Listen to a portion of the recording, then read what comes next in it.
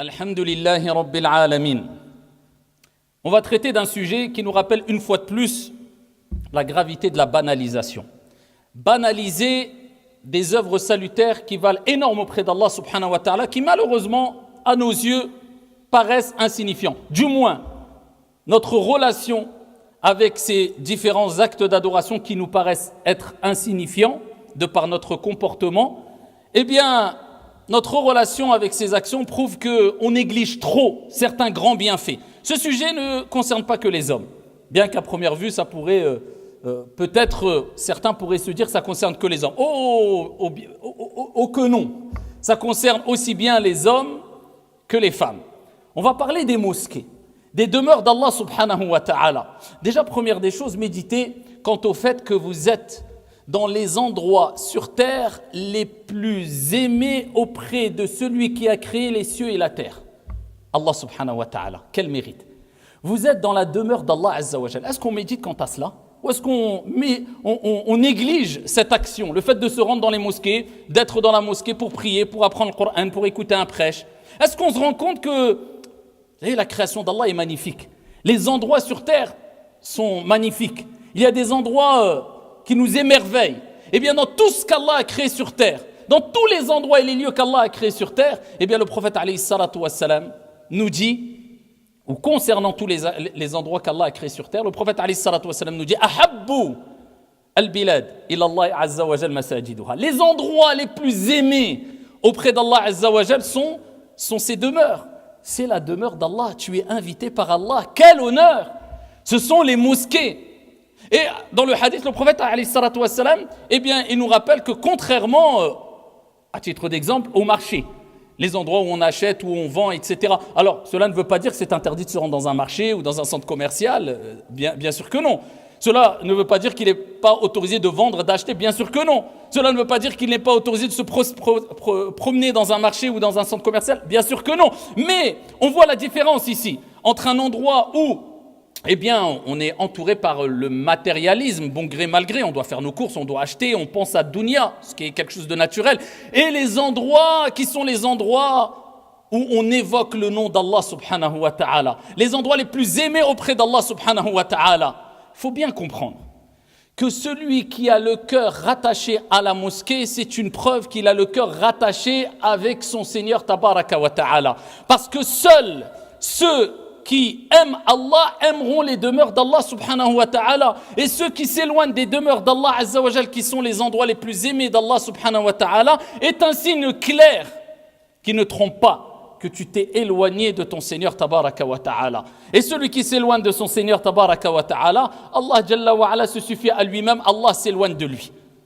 Quelle est ta relation avec la mosquée? Est-ce que tu banalises cette action, surtout quand tu as une mosquée près de chez toi? Oh, combien rêveraient d'avoir un lieu de culte près de chez eux pour pouvoir se reposer, pour pouvoir trouver quiétude, apaisement, gagner toutes ces immenses récompenses qu'il y a quand on se rend à la mosquée, comme on va le voir de manière très brève au billahi tawfiq. Et il y a d'autres qui sont à 2-3 pas de la mosquée, mais voilà, ils banalisent. Et les gens regretteront le jour où les regrets ne profiteront en rien du tout. Ya laytani ya waylata, combien de fois on le dit, les gens diront malheur à moi, si seulement je pouvais revenir sur terre pour faire un dhikr, dire subhanallah, faire une prière, donner 1 euro en aumône. Que dire de venir à la mosquée et de prendre tous les trésors que renferme la mosquée? Des trésors, plus des trésors, c'est ce qu'on va voir. Et les gens banalisent. Les gens ne veulent pas prendre cette habitude de venir à la mosquée et de faire le bien. Et bienheureux sont les habitués dans les demeures d'Allah azza wa jal, mais aussi celles et ceux qui s'habituent à faire le bien, comme on va le voir. Mais avant cela, il faut bien comprendre, comme j'ai dit, c'est une preuve de ta relation avec ton Seigneur tabaraka wa ta'ala. Est-ce que tu es proche des mosquées ou pas? Donc dis-toi en d'autres termes, est-ce que tu es proche d'Allah ou pas? Est-ce que tu as l'habitude de venir à la mosquée ou pas? C'est une preuve du degré de ta foi. C'est la jauge. Le prophète alayhi salatu wassalam, dans un hadith, certains l'ont considéré comme faible, d'autres bons, mais min haythul ma'na fa huwa qawi. Du point de vue du sens, il est fort puisqu'il est ici renforcé et appuyé aussi par un verset coranique clair. Le prophète alayhi salatu wassalam a dit attestez. Vous pouvez attester. Attester de quoi? De al-iman, la foi. pour celui qui se rend à la mosquée, celui qui est habitué à venir à la mosquée, celui qui côtoie les mosquées, eh bien, attester qu'il a la foi. C'est une preuve de foi. Et pourquoi pas alors qu'Allah Azza wa Jal dit dans le Coran « Innama ya'muru masajid Allah man amana billah wal yawmil akhir » Ne peuple les demeures d'Allah, ne viennent à la mosquée que Innama ya'muru masajid Allah man amana billah, que ceux qui croient en Allah, qui ont la foi complète. C'est une preuve du degré de ta foi élevé. Est-ce que tu as l'habitude ou pas? À toi de répondre à cette question. À nous de répondre à cette question, à cette interrogation. Innama ya'muru masajid Allah man amana billah wal yawmil akhir, et qui croit au jour dernier. Wa aqama as-salah, et qui accomplit la prière. Wa ata az-zakah, et qui donne la zakat. ولم يخشى إلا الله, et il ne craint que son Seigneur تبارك وتعالى. فعسى أولئك أن يكونوا من المهتدين وعسى من الله واجبة. فعسى, c'est-à-dire comme on dit à l'ulama, c'est une obligation. Il sera parmi les gens bien guidés. Alors tu veux être guidé? Eh bien côtoie les mosquées pour accomplir les 5 prières. Les 5 prières obligatoires. Bien sûr, si tu n'as pas les capacités parce que tu as une excuse valable, parce que tu es très loin de la mosquée, parce que tu es malade, parce que ton travail est très loin de la mosquée, ou pour, comme l'évoquent les savants dans les livres de fiqh, pour raison de sécurité, parce qu'il peut avoir une raison de sécurité ou autre, tu es excusé. Mais si tu n'as pas des excuses ou une excuse valable, pourquoi te prives-tu de toutes ces récompenses? Alors, ce n'est pas le but de dire, de parler d'un jugement fiqhi de jurisprudence, est-ce que la prière à la mosquée est obligatoire ou pas? Alors la majorité disent que non, mais que c'est macro, détestable de ne pas prier à la mosquée quand on peut prier à la mosquée. Et d'autres savants, comme on retrouve dans le madhab de l'imam Ahmed, disent que c'est obligatoire d'accomplir la prière à la mosquée si tu n'as pas d'excuse valable qui t'empêche de faire la prière à la mosquée. Donc, le but, ce n'est pas de dire obligatoire ou pas. Non, c'est simplement de faire comprendre aux gens qu'on apprend la jurisprudence et notre religion, pas pour savoir est-ce qu'une chose est obligatoire ou pas, comme ça, si on sait que c'est pas obligatoire, même si c'est méritoire, c'est pas grave si je la délaisse. Non, c'est pour apprendre à faire le mieux. C'est pour chercher le mieux. Donc toi, cherche même pas, c'est obligatoire ou pas. Allez, c'est pas obligatoire. Mais le mieux, à l'unanimité des savants, c'est de prier à la mosquée, si tu peux le faire. Pourquoi tu t'en prives? Alors qu'Allah subhanahu wa ta'ala fait l'éloge maintes fois de celles et ceux qui prient à la mosquée. Bienheureux sont les habitués. Alors bien sûr, si on parle de jugement, vous savez que pour la femme, nos sœurs, ce n'est pas obligatoire de prier à la mosquée. Du moins, toutes les recommandations avec insistance concernent les hommes, pas les femmes. Bien sûr que les femmes, ils peuvent venir à la mosquée, prier à la mosquée, etc. Mais elles, de par la miséricorde et la grâce divine, Allah c'est le juste par excellence, eh bien même en priant chez elles, ils ont la récompense de ceux qui prient à la mosquée. Et je ne rentre pas dans les détails, quand c'est mieux qu'elle reste chez elle, quand c'est mieux qu'elle prie à la mosquée, mais de manière générale, eh bien, les recommandations ou les obligations concernent particulièrement les hommes. Et par contre, ça ne veut pas dire que la femme ne peut pas mettre sa pierre à l'édifice, nos sœurs, dans les mosquées, loin de là. Loin de là. Wallahi, si on comprenait juste un hadith, eh bien on s'empresserait d'être actif, d'être utile dans les mosquées. Peu importe le moyen, toujours en respectant un nizam, eh bien la gérance qu'il y a dans la mosquée, ne pas venir et faire tout et n'importe quoi, même si ton intention est bonne, on passe par ceux qui gèrent la mosquée pour savoir qu'est-ce que je peux faire, comment je peux être utile, pour pas que ça ne soit quelque part al-fawda. Une femme, et vous connaissez tous le hadith, on ne cesse de le répéter, qui est décédée. Et certains savants disent que tellement qu'elle était discrète et peu connue auprès des gens, mais connue auprès d'Allah, c'est ce qui nous importe. Ne cherche pas à être connu auprès des gens. Cherche à être connu auprès d'Allah qui ne t'oubliera pas quand les gens t'oublieront. Prends-la comme cette parole comme une règle de vie. Très peu connue jusqu'à ce que les savants ont dit, certains savants ont dit, on ne connaît même pas son prénom à cette femme-là. Et quand elle est décédée, les compagnons ont répondu au prophète alayhi salatu wassalam, lorsqu'il s'est interrogé concernant cette femme-là, où est-elle? Ils se sont dit, ya Rasulallah, on n'a pas voulu te déranger, on n'a pas voulu te... en fait, elle est décédée, la prière a été accomplie sur elle et on l'a enterrée. Le prophète alayhi salatu wassalam, faghadiba ar-rasoul sallallahu alayhi wa sallam, il s'est mis en colère. Il a dit, montrez-moi, indiquez-moi sa tombe. Il est parti à sa tombe et le prophète lui-même, sallallahu alayhi wa sallam, a accompli salatul janaza une nouvelle fois sur elle. Pourquoi? Parce qu'elle entretenait la mosquée, parce qu'elle nettoyait la mosquée, parce qu'elle parfumait la mosquée. Wallahi, celui qui a tout compris, qu'il soit médecin, ingénieur, entrepreneur, milliardaire, c'est celui qui s'empresse de pouvoir être utile dans une mosquée, même s'il faut s'occuper des toilettes, akramakumullah. Tu mériterais la prière de Al-Janaza sur toi, venant du prophète alayhi salatu wassalam, si tu as été sincère, comme le prophète alayhi salatu wassalam l'a fait sur cette femme-là, qui le prophète a voulu l'honorer parce qu'elle entretenait la mosquée. Et nous, c'est pas grave. Voilà, c'est une option. On est arrivé à un stade où être utile pour la communauté, faire du bien, même quelquefois pratiquer sa religion, c'est une option. Quand j'ai le temps, rien à faire, autant aller à la mosquée. Non. Comprenez une chose, adorer Allah, ce n'est pas une corvée, mais c'est un honneur. Et Allah crée et choisit. Et celui qui est utile pour les autres fait partie des êtres les plus aimés auprès d'Allah. Le prophète sallallahu alayhi wa sallam a dit « Ahabbun nas ilallah anfa'uhum » Ce sont ceux qui sont les plus utiles pour qui? Les nas. Les personnes les plus aimées auprès de Dieu. Ce sont celles et ceux qui sont le plus utiles. Et tu peux être utile par 1001 manières. Bienheureux sont les habitués. Alors quand je parle des habitués, je ne parle pas de celui qui lit le Coran. Quand il a le temps, il a un petit moment, il n'a vraiment rien à faire. Il a regardé toute une série de Netflix de 15 épisodes. Il dit, maintenant, ce serait bien que je lise une demi-page. Non, je ne parle pas de ceux-là. Ça, c'est des gens qui, de temps en temps, voilà, ils ont pris la religion comme une option. Non, je parle de ceux qui sont habitués. Man 'asha 'ala shay'in mata 'alayh. Celui qui vit dans une habitude, avec une habitude, mourra sur la même habitude.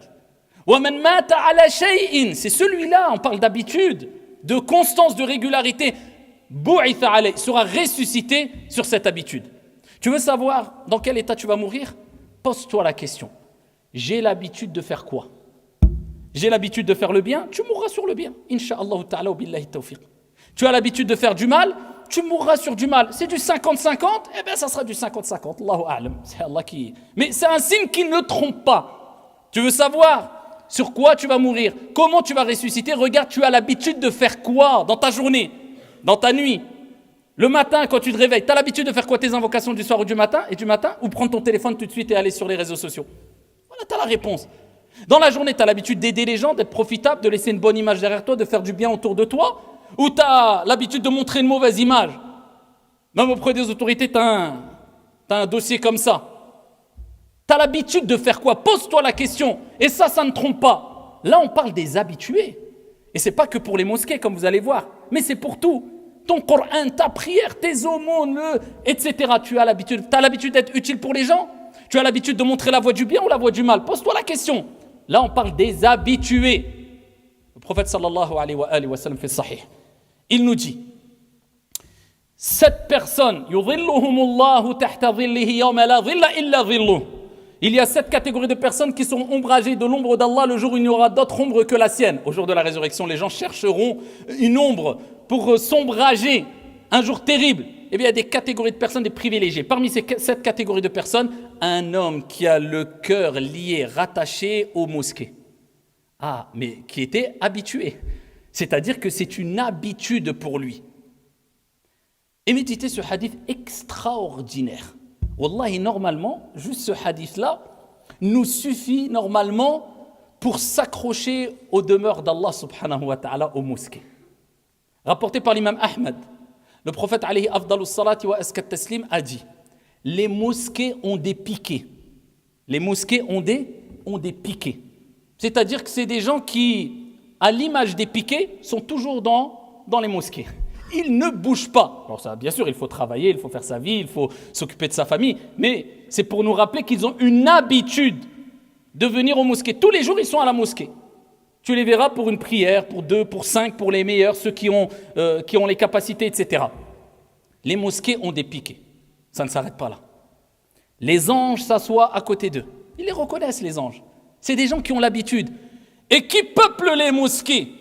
Les pieux et les vertueux, et à part les pieux et les vertueux, al-malaïka, les anges.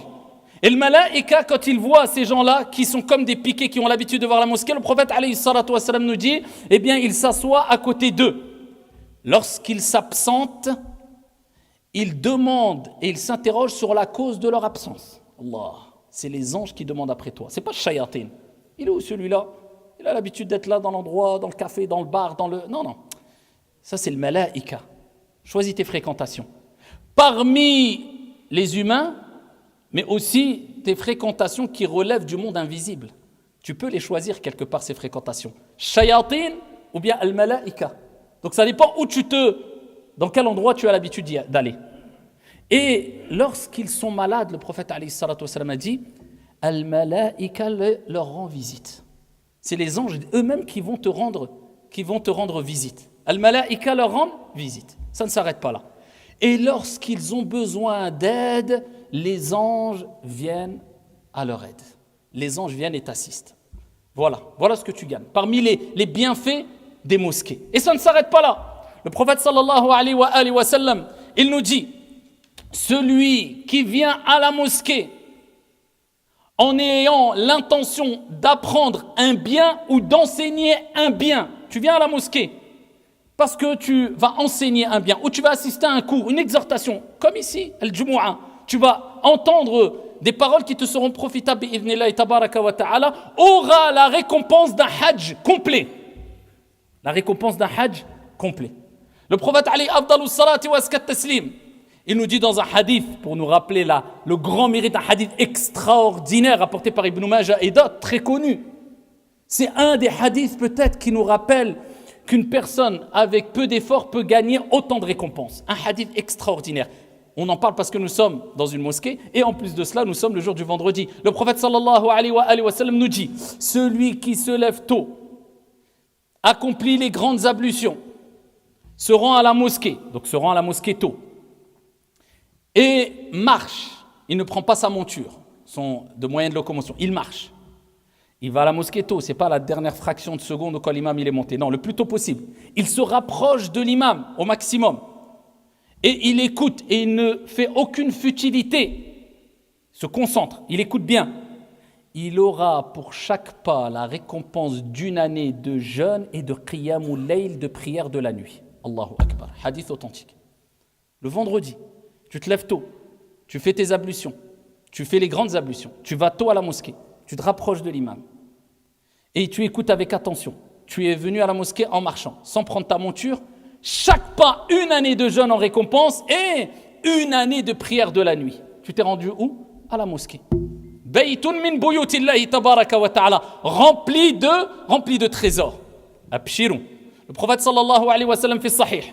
Il nous dit, toute personne qui se rend à la mosquée pour accomplir la prière de l'Isha en groupe, fi jama'a, en groupe, eh bien il aura la récompense de la moitié de la nuit en prière. Et celui qui accomplit al-Isha et aussi al-Fajr, la prière du matin, en groupe à la mosquée, il aura la récompense d'une nuit complète de qiyam al-layl, de prière de la nuit. Tu t'imagines? Toi, tu viens juste à Salat al-Isha. C'est surtout ces deux prières, toutes les prières bien sûr, mais surtout ces deux prières. Pour commencer ta journée avec le maximum de baraka, et vous savez que le prophète alayhi salatu wassalam a dit, celui qui prie la prière de subh en groupe, fahuwa fi dhimmatillah, il est protégé par Allah subhanahu wa ta'ala toute la journée. Et tu clôtures ta journée avec quoi? Avec la prière en groupe. C'est surtout ces deux prières. Celui qui prie al-Fajr et al-Isha en groupe à la mosquée, il a la récompense d'une nuit complète de qiyamul layl. Et on laisse tout cela.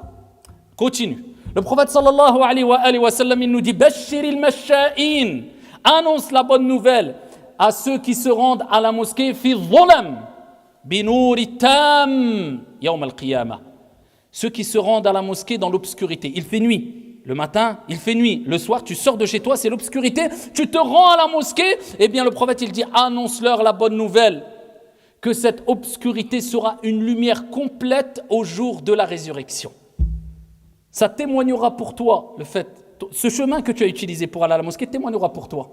L'endroit où tu t'es assis dans la mosquée témoignera pour toi. Fais partie de ces gens-là qui auront ce témoignage noble et pas des gens qui vont dans des endroits catastrophiques et dont ces endroits témoigneront pas pour eux mais contre eux. Dans un autre hadith, le prophète alayhi salatu wa sallam a dit, celui qui va et qui vient. Et ici dans le hadith on parle du matin et du soir. À la mosquée, à chaque va et vient, Allah lui prépare nuzulan, C'est-à-dire, c'est ce qu'on prépare à l'invité quand tu l'invites chez toi. Pour qu'il soit le mieux possible, le plus à l'aise possible, pour que tu le réceptionnes le mieux possible. Eh bien, Allah Azza wa Jal te préparera un accueil au paradis à chaque fois que tu es parti et que tu es revenu. Le prophète sallallahu alayhi wa sallam, il nous dit, kama ja'a fi sahih, la prière accomplie en groupe est meilleure de 25 degrés que la prière accomplie tout seul. C'est pour cela que minimise les dégâts. Si tu ne peux pas te rendre à la mosquée, pour X ou Y raison, eh bien au moins essaie toujours de prier en groupe. Si tu es chez toi parce que tu ne pouvais pas te déplacer, ou si tu es dans un endroit, au moins de prier avec quelqu'un, pour au moins avoir la récompense de la prière en groupe. Et bien sûr, tu n'auras pas toutes les récompenses qu'on évoque concernant le fait de se déplacer vers les mosquées, sauf si tu étais excusé, et sauf si tu avais l'habitude d'aller à la mosquée et tu étais excusé. Là, sans te rendre à la mosquée, tu as la même récompense, incha'Allah ta'ala. Celui qui a l'habitude de faire le bien et qui en empêché, comme le prophète l'a dit, par une maladie ou autre, eh bien, s'il ne le fait pas, Allah le récompensera comme s'il l'a fait. Parce qu'il a eu, encore une fois, quoi? L'habitude. Tu as l'habitude de lire tous les jours le Coran. Un jour, tu es malade, tu ne le lis pas. Tu auras la récompense comme si tu as lu le Coran. Donc, quelles sont tes habitudes? Quelle habitude tu as? Des bonnes habitudes régulières et constantes? Oui ou non? Pose-toi la question. Et ça ne s'arrête pas là. Quand on regarde les prédécesseurs vertueux, vous pensez qu'ils se limitaient à se dire ouais, je vais à la mosquée ou pas ou... Non, c'était un degré au-dessus. Si on prend Saïd ibn al-Musayyib, radiyallahu anhu wa rahimahullahu rahmatan wasi'a, ce grand vertueux ascète, il dit « Je n'ai jamais raté al-adhan pendant 30 ans. » C'est-à-dire, je n'ai jamais raté al-adhan pendant 30 ans. Il n'a jamais entendu une seule fois al-adhan, l'appel à la prière, pendant 30 années en dehors de la mosquée. Pendant 30 ans, à chaque fois qu'il y a eu l'adhan, il était déjà dans la mosquée, avant l'adhan. Et lui-même, il est rapporté qu'il n'a jamais raté une seule prière en groupe pendant 40 ans. 40 ans, il n'a jamais raté une seule prière en groupe. C'est un degré, un level au-dessus. Mais c'est bien d'avoir ces références-là pour monter un peu de niveau. Le prophète sallallahu alayhi wa sallam, il te dit simplement rends-toi à la mosquée? Non. Il te dit si vous saviez la récompense qu'il y a dans le premier rang, le premier saf, vous ne trouveriez aucun autre moyen que le tirage au sort. Et dans un hadith aussi, une version, et pour l'adhan aussi, l'appel à la prière. Si tu savais la récompense, tellement que tout le monde voudrait venir dans le premier rang, il y aurait peut-être embrouille, peut-être bagarre. Donc la seule solution, écoutez, tirage au sort, ou pierre, feuille, ciseaux si tu veux. Mais tout le monde voudrait venir au premier, pas de seul, tout le monde, on fait comment? Tirage au sort. Et là maintenant, tu rentres dans la mosquée, tu vas tout au fond. Pourquoi? Parce qu'il y a le hit. Illa man rahimallah. Je ne parle pas des gens qui ont du mal au dos et autres, mais si vraiment on comprenait que la plus grande des récompenses est dans le premier saf, mais Allah Azza wa Jal a mis un voile, sinon ça serait trop facile si on voyait les récompenses. Non, c'est pour savoir qui va réussir l'examen, qui va profiter au maximum et qui mérite le plus. D'autant plus, le prophète sallallahu alayhi wa sallam, il nous dit Inna Allah wa malaikatahu yusalluna ala as-saff al-awwal. Allah ainsi que ses anges prient sur le premier rang. Allah et les anges prient sur le premier rang. Mais nous, on a l'habitude de toujours venir en retard et s'éloigner. Alors que le prophète dans le hadith rapporté par Muslim, il nous dit alayhi afdalus salati wa askat taslim. Des gens ne cessent de yata'akharuna hatta yu'akhirahumullah. Ne cessent de s'éloigner jusqu'à ce qu'Allah les éloigne. Certains savants disent c'est s'éloigner du premier rang. Il peut venir au premier rang ou au deuxième, mais il s'éloigne jusqu'à ce qu'Allah l'éloigne. D'autres ont dit c'est plus général. C'est à chaque fois tu ne cesses d'arriver en retard. La prière pour faire le bien, t'es toujours en retard. Oui, mais après, jusqu'à ce qu'Allah t'éloigne. Et ne te facilite plus les œuvres de bien qu'Allah Azza wa Jal nous en préserve. C'est pour ça qu'il faut toujours se précipiter avec sagesse et intelligence à faire le bien. Allah parle de Moussa alayhi salam dans le Coran. Moussa a dit quoi? Et je me suis hâté, précipité vers toi, ya Allah, afin que tu sois satisfait. Afin que tu sois satisfait. Et quand on se rend à la mosquée, il est préférable, bien sûr il y a des règles de bienséance, on ne vient pas à la mosquée n'importe comment. Quand on se rend à la mosquée, c'est bis-sakina wal-waqar, comme le prophète alayhi salatu wassalam a dit, quand l'un d'entre vous se rend à la mosquée avec sérénité, avec calme. C'est pas à 200 à l'heure avec sa voiture ou avec son quad ou sa moto ou je ne sais quoi encore, ou en courant. Non, bis-sakina wal-waqar, avec modestie, humilité, avec sérénité. Et il dit, ici il rattrapera ce qu'il a raté. Tu rentres dans la prière sans te précipiter, tu pries. Voilà, tu rattraperas ce que tu as raté avec l'imam. D'accord ? Et parmi les règles de bienséance aussi, c'est quoi? C'est de faire les ablutions à la maison. Le prophète sallallahu alayhi wa sallam, il nous dit, celui qui fait les ablutions à la maison et qui fait ses ablutions avec perfection, tu les bacs pas. Certains, là, ils balancent un peu d'eau dans le visage rapide, ils ne comprennent pas que la clé de la réussite dans la prière, c'est les ablutions bien accomplies. Et certains savants disent que si tu veux de l'humilité, de la concentration dans la prière, concentre-toi lorsque tu fais tes ablutions. C'est la porte d'entrée à al-khushu'. On réussit les croyants qui sont humbles, concentrés dans leur prière. Ça passe par al-wudu, les ablutions. Les faire bien correctement. Le prophète il dit celui qui fait bien ses ablutions à la maison, ensuite il sera à la mosquée, pour chaque pas, un pas il aura quoi? Un péché enlevé, un autre pas, Allah l'élèvera d'un degré. Et là on voit l'importance de faire ces ablutions à la maison. On se prépare déjà psychologiquement, même physiquement, à travers les ablutions avant même de sortir de chez soi. Et quand on est sorti de chez soi, on va avec calme à la mosquée. Et quand on arrive à la mosquée, eh bien on s'assoit avec calme et avec apaisement. Et aujourd'hui, c'est quoi? Il y a des gens qui attendent le dernier moment, même pour faire les ablutions. Et ils ne pensent pas, et ils ne réfléchissent pas, et ils ne se disent pas qu'il y a toute une organisation et un travail énorme qui est fait dans les structures religieuses, dans les mosquées, pour accueillir les fidèles de la meilleure des manières. Lui rentre dans la mosquée, tout sent bon, tout est propre, tout est carré, il a fait les ablutions, ça devient ruina après salat al-dhuhr, et il revient à l'asr, tout est propre. Peut-être il a pensé qu'il y avait peut-être, des anges qui venaient, qui nettoyaient ou qui peut-être. Allahu a'lam. Certains Sachez une chose, comme on le dit souvent, quand vous voyez que tout se passe bien dans une structure, dans une famille ou autre, c'est qu'il y a une personne ou un groupe de personnes qui supportent toute la charge difficile. Ça ne se passe pas comme ça en claquant des doigts. Et des gens, ils attendent la dernière fraction de seconde, ils viennent à la mosquée, ils rentrent dans les ablutions, dans la salle d'ablution, et imaginez-vous, des dizaines, quelquefois des centaines de personnes qui font les ablutions au même moment dans des petites salles d'ablution. Imaginez-vous l'état des salles d'ablution. Akramakumullah, pour pas vous dire des toilettes, quelquefois, parce que quelquefois je vous dis, il y a des comportements, excusez-moi de vous le dire, mais il faut dire les choses comme ils sont. C'est rare, mais quelquefois il y a des comportements dans les toilettes, j'ai l'impression que ça relève de la psychiatrie. On ne va pas vous faire de dessin. Parce que quand on a vu des choses ici par expérience pendant des années, hadith wa la haraj, wallahu al-musta'an. Bref, je ne sais pas. Franchement, ça relève de la psychiatrie. En toute honnêteté, je pense. En tout cas, pourquoi vous attendez pour certains qui peuvent faire les ablutions chez eux? Je ne parle pas de celui qui n'a. Il était au travail, il était dehors, il n'a pas le choix, il vient, il fait les ablutions, il a perdu ses ablutions, il n'y a pas de mal. Mais les gens qui ont le choix, fais les ablutions chez toi. Et viens et prends la récompense complète. Et ça allègera le travail pour celles et ceux qui nettoient les salles d'ablution 5 fois par jour, tous les jours. C'est pas facile, c'est des lieux qui reçoivent du public. Donc pensez à ça.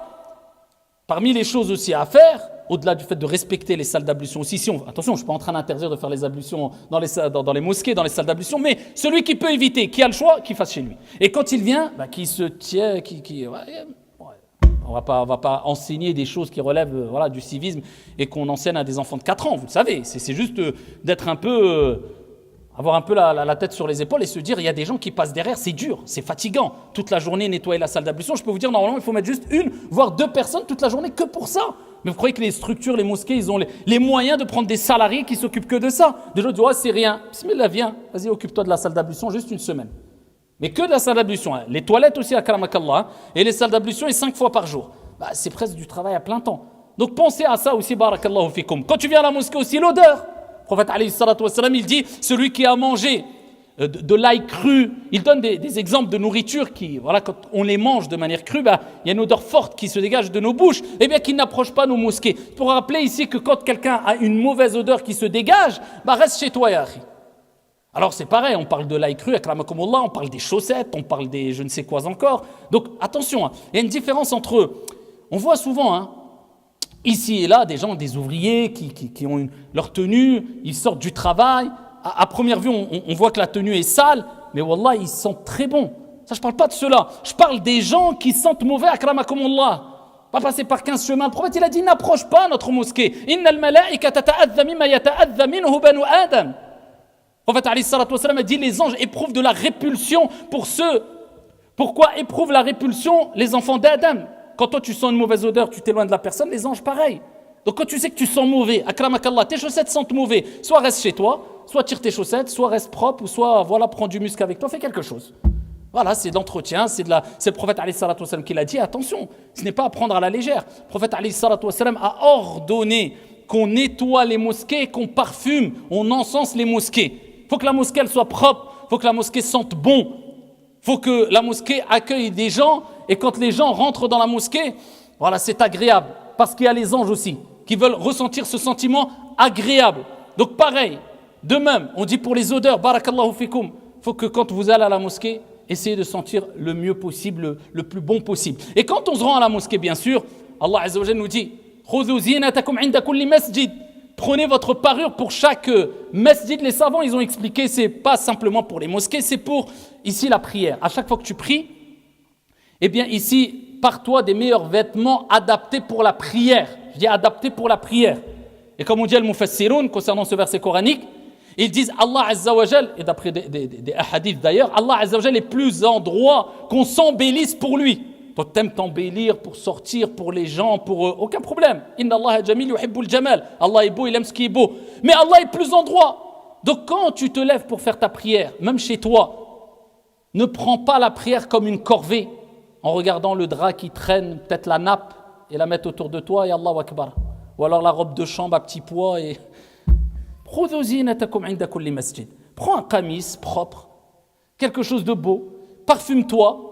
Et il est rapporté que, oh combien de femmes, à l'époque des salafs, ils choisissaient leurs plus beaux vêtements, ils le réservaient que pour la prière. Oh combien d'hommes agissaient ainsi aussi.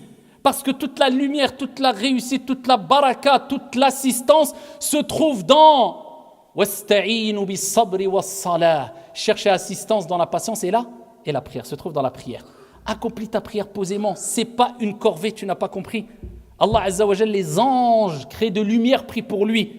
Donc tu n'es pas un ange, mais au moins un peu de tenue lorsque tu pries. Et quand tu te rends à la mosquée, bien sûr, on sait très bien que c'est compliqué. Tout le monde n'est pas en qamis, tout le monde n'a pas un qamis pour prier, etc.